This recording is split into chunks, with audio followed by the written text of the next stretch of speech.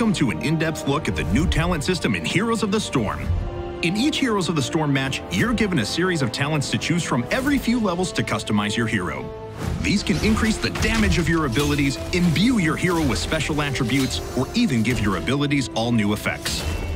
To appropriately react to your opponent's strategies, you must know how to choose talents that synergize together. Let's take Muradin, for example. Muradin starts with 3 core abilities. His Q ability, Stormbolt, throws a hammer, stunning and damaging the first enemy it hits. His W ability, Thunderclap, slows and damages nearby enemies. Dwarf Toss, his E ability, causes Muradin to leap to a target area, dealing damage to nearby enemies when he lands. If you want to build Muradin to concentrate on stuns to raise his utility in teamfights, choose Skullcracker at level 4, which stuns enemies every 4th attack against the same target. Improve Dwarf Toss at level 7 by taking Landing Momentum, level 13 by choosing Dwarf Launch, and level 16 by selecting Heavy Impact. This increases the movement speed of Muradin upon landing, increases the range and impact area of Dwarf Toss, and stuns any enemies hit by Dwarf Toss respectively. Combine this with the Avatar Heroic ability at level 10 to allow Muradin to control fights around critical battleground objectives. This is especially useful on Cursed Hollow, where tightly grouped team fights frequently break out around tributes.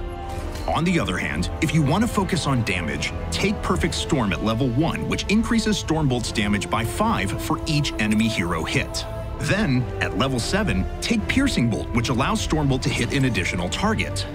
Every time you hit 2 targets with these talents, you'll actually gain 10 permanent damage on Stormbolt. With this build, choose Haymaker as your heroic ability at level 10 due to its strong damage and disruption. If you're on a large battleground like Dragonshire or Blackheart's Bay where large group teamfights tend not to happen, take Thunderstrike at level 13 to maximize your damage against single targets. If you're on Cursed Hollow or Haunted Mines, where fights are more grouped up around objectives, instead take Dwarf Launch to jump into the middle of a fight and Haymaker an opponent immediately. Bear in mind that each hero's match will be different than the last. Your talents allow you to specifically adapt your build to react to your team's hero composition, the opponents you're playing against, what battleground you find yourself on, and even how well your allies are assisting you.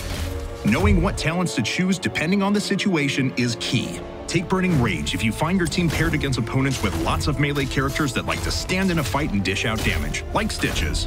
This talent deals constant damage every second around your hero. Burning Rage is especially effective on Haunted Mines, as it allows you to continually deal sustained damage in the mines themselves and around big map objectives. It combos incredibly well with the Thunderburn talent in this situation, as heroes like Stitches, who don't have an explicit escape ability, get slowed twice by Thunderclap and constantly take damage from Burning Rage. If you find yourself lacking a reliable healer on your team, take Healing Static, which heals Muradin for 1% for each target hit by Thunderclap. If you combo that with the Thunderburn talent from level 4, which activates a second Thunderclap shortly after the first, you can double the amount of health gained very quickly from Healing Static, giving you much more sustained in lane and in fights.